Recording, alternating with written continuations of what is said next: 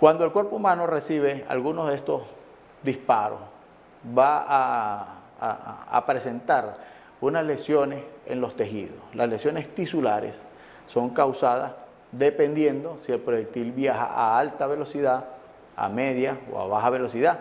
Cada una de estas velocidades van a diferir en la magnitud de la lesión o en la clase de la lesión. Por ende, el tratamiento va a ser diferente en caso tal.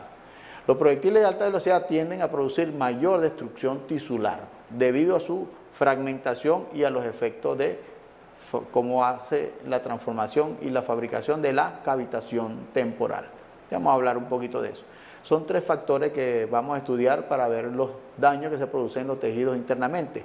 Tenemos dentro del cuerpo humano, cuando pasa la piel, el proyectil va a producir la cavidad permanente, que es aquella que va a permanecer durante todo el trayecto del proyectil. Vamos a tener una cavidad temporal, que ya también la vamos a explicar un poquito con más detenimiento, que es bien interesante, y alante del proyectil viene una onda de sonido, una onda de choque que también está causando daño.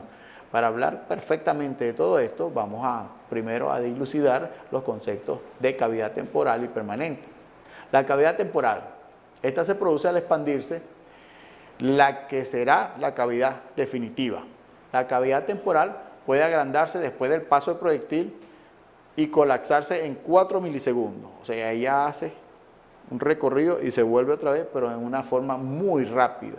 Eso dependiendo del ciclo de energía cinética que sea disipada del calibre que se está disparando. Al expandirse esta cavidad temporal puede ser de 10 a 15 veces mayor al diámetro del proyectil. Entonces, imagínate, todos los órganos que estén cerca, cuando la cavidad temporal se está expandiendo, pueden estar comprometidos en el paso del proyectil sin necesidad de que el proyectil los toque como tal.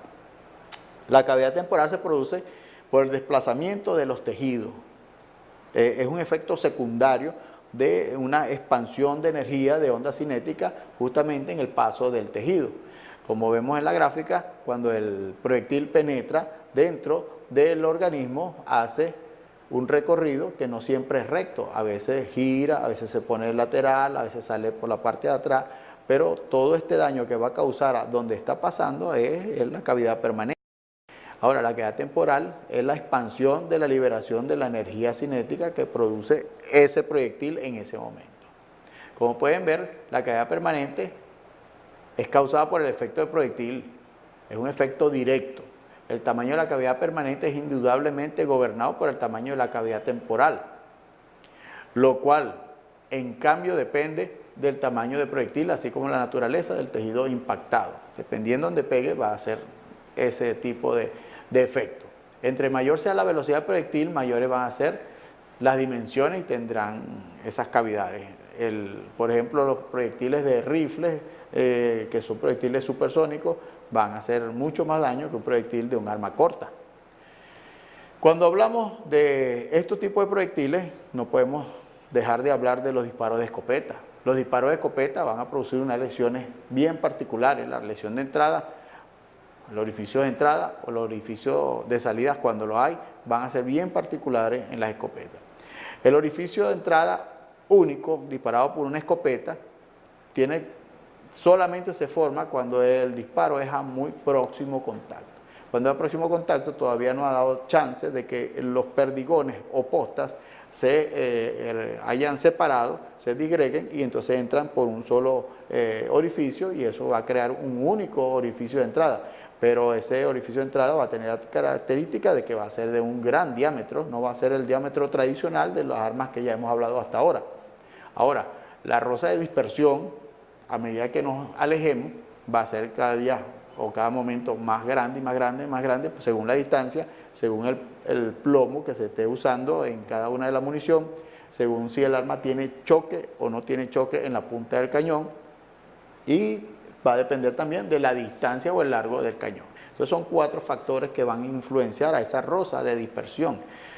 Por ejemplo, un disparo de un calibre 16 GA a 5 metros cubre aproximadamente un 25 centímetros de diámetro. Si alejamos un poquito del arma, 10 metros, ya se abre la rosa de dispersión unos 40 centímetros. Si nos vamos a 15 metros, unos 50 centímetros, y si nos vamos a 25 metros, casi 1 metro de dispersión. Una vez que nos alejamos de los 25 metros, con esos cañones de las escopetas que usan para cacería, que usan para el tiro deportivo, tiro al plato, vamos a ver algo que se llama el efecto Dona. El efecto Dona lo explicamos acá en esta gráfica. Estos números son referenciales, ojo. Si a 15 metros todos los perdigones están agrupados en la sombra negra. A 25 metros los perdigones están en lo negro, pero en lo blanco no hay ningún perdigón viajando porque se están expandiendo de esta manera.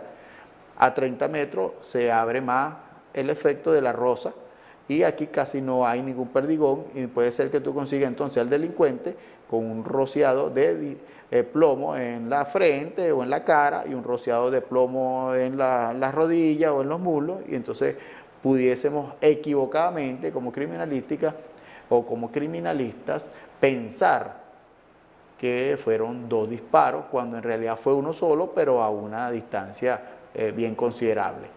Estas medidas, repito, son aproximadas para ejemplificar el ejercicio, pero eso va a depender de las 4 cosas que ya nombré. Las repito: el largo del cañón, si tiene choque, qué tipo de perdigones se está usando,